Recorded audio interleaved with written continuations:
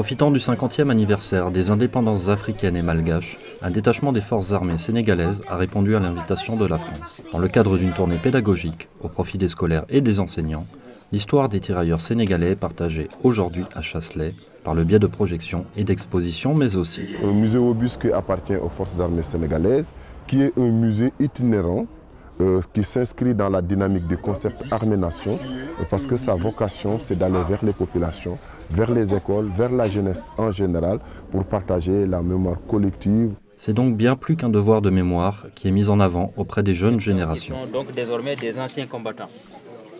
Alors, vous savez, la jeunesse d'aujourd'hui est dépositaire de cette histoire. Alors il faut forcément la lui transmettre pour que demain elle puisse faire le relais. Et donc c'est pourquoi c'est important que cette jeunesse puisse savoir ce qui s'est passé et puisse la raconter demain et que la chaîne ne soit pas rompue. Une chaîne douloureusement ancrée dans ce village de Chasselet depuis la Seconde Guerre mondiale, liant combattants et habitants. C'est ici que le 25e régiment de tirailleurs sénégalais a été piégé par les Allemands durant la campagne de France. Et il y a eu des faits d'armes, des actes de bravoure extraordinaires. Et ce 25e régiment a été donc piégé, comme je l'ai dit. Ils ont été tous massacrés.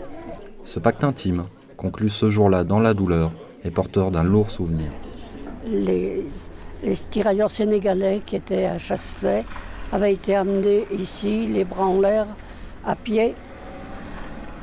Et comme les avait massacrés, ils ont commencé à les fusiller.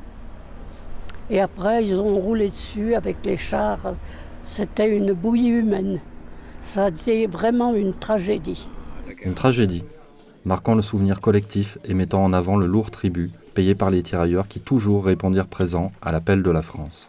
C'est un passé douloureux, certes, mais un passé également dont nous sommes fiers.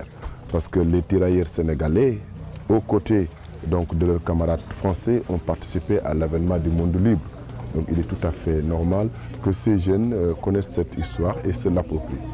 Empreint de son histoire, le bus poursuivra sa route vers Paris, Tours et Bordeaux, afin de porter encore plus loin cette mémoire liant dans la chair l'Afrique et la France.